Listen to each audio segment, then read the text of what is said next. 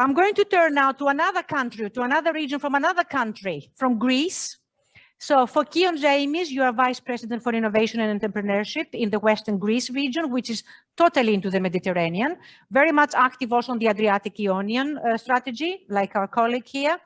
Greece is excluded from this whatever Mediterranean partnership we have so far. So what we try to say now is maybe it's the larger Mediterranean would be able to convince the Greek regions and the Greek government maybe to help us, because we need member states to help us through going into the new renewed governance model for this enlarged Mediterranean strategy. So the floor is yours about what you think about this Mediterranean strategy and maybe how we can convince our government, we come from the same country, to actually be actively involved together with the Cypriot government, which has been also excluded so far. I think we have a possibility here to lobby actively. The floor is yours. So I have a quick speech, or shall I, what do you think? Whatever you want, as long as you're not too long. No, the floor is yours, because we are very dynamic. We are very dynamic. Very quickly. Well, I've just made some notes because I listened from the morning all the speakers. Well, thank you a lot, and I would like to greet everybody here. I had a speech made, but I'm not going to listen. I'm not going to say it. But I have made some comments, and I was particularly interested from the first panel, and especially from Professor Tanchum, who was talking how actually we can cross the gap between the countries. I know that there's a certain policies that we do in Brussels, that the European Commission, the Parliament is drawing certain policies, and of course the local governments in all over Europe is participating in this dialogue. And then it comes to the regions and the municipalities, etc. So we have to somehow coordinate with that. I believe that the role of the regions has to be much more important, because as the region is the first to hear the local problems, to see the local problems. And actually, we face the citizen much closer than the central governments, and much, much closer than Brussels. And I do respect what the previous gentleman said, but trust me, we also understand and we feel closer all the changes that happen in their daily income, on the daily problems. For example, today we have the energy crisis as well because of that war. We're totally in favor of the macro-region coordination, of course, especially in our area, the Adriatic area. And we have some best practices that we can talk about, of course. We're very thankful that we have the financial structures, for example, the Adrian program that really helped a lot, the Interreg program that really helped a lot. The only problem is that it does stay more on soft energies, on soft actions, and not so much on infrastructure. I would say that the big problem would be to go in more, let's say, heavy projects like infrastructure projects.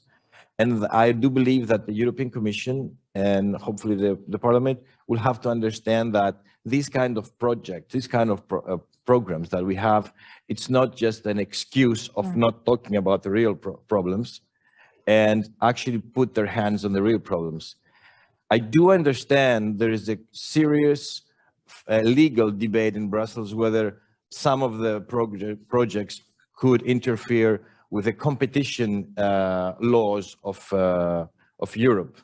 For example, we would like to see more subsidies in also private and public initiatives, which actually would bring closer, not only between European countries, but we're also with countries from the North Africa. And sometimes that we fall on the wall of this, the legal of this is against the competition rules. And then I heard very interestingly Mr. Tanchum saying that it's not a European country that is first in investments in some North African countries, but it's Turkey. Why? Because they don't have this legal system.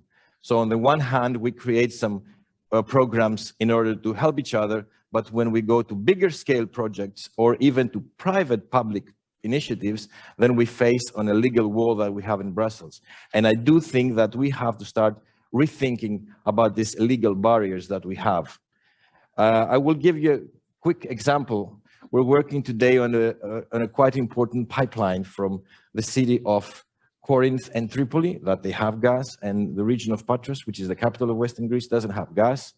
And in our discussion with Brussels for years now, they say that we should have done this some years ago, and it's not one of their priorities for subsidy. I do not understand that, of course, especially today with this crisis. But we actually found a way to go through that. We made that pipeline green. How did we make that pipeline green? Is that we change it to be able to accommodate, besides gas, hydrogen. So we're making an infrastructure project that will work also for hydrogen. So that this is an example how we can actually accommodate the policies of Brussels, of the European Union, but actually feel and go on with the needs of our region. And that was not an easy solution. That took us many months of negotiations within the government, within Brussels, et cetera, et cetera. So that is an initiative that I think that we're trying to solve a problem.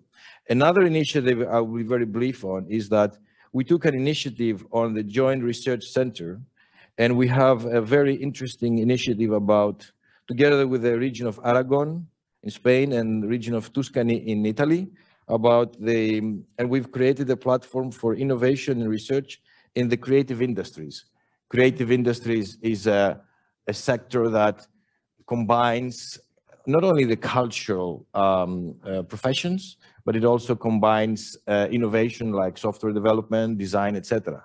So this is a very important initiative, and we will be coming to the European Commission soon enough, quickly enough, to propose some concrete projects about that. So anyway, I do not want to go further. I'm open if you want for discussions. I just want to comment that the region needs more, I would say, attention and dialogue on the core of the European policies. And in the beginning, and I do understand that we have a long way to go, because all the ministers, when they come, and the commissioners say that the money does go to the regions, but the way sometimes it goes, we are actually at the end of the decision-making process, and that we're not so happy about that sometimes. Thank you very much. Very briefly, I just wanted to say something, and taking in account what Anthony said about the connection. I believe that we have to connect much more our cities and our regions that are not connected today, because in order to travel to Europe, you have to go usually through the capitals. So I will just try to inform you that in the 1930s, Europe and the Mediterranean was more connected than today. I have the example of seaplanes. Seaplanes from Italy were going to Greece and Spain and the Middle East much more than they do today. And I would suggest that the European Commission would start to see again the competition rules, because if they would subsidize the same way that you subsidize within a country, for example, in Greece, you subsidize the island connections with the capital of Greece, but you don't subsidize the connection of a Greek island with a Spanish island or with an Italian island or in the Middle East. So it's very easy to do. So we just have to change some rules in order to connect the regions and the cities. Seaplanes is something not very expensive. It's very easy. It's just a change of the competition law, for example. Thank you.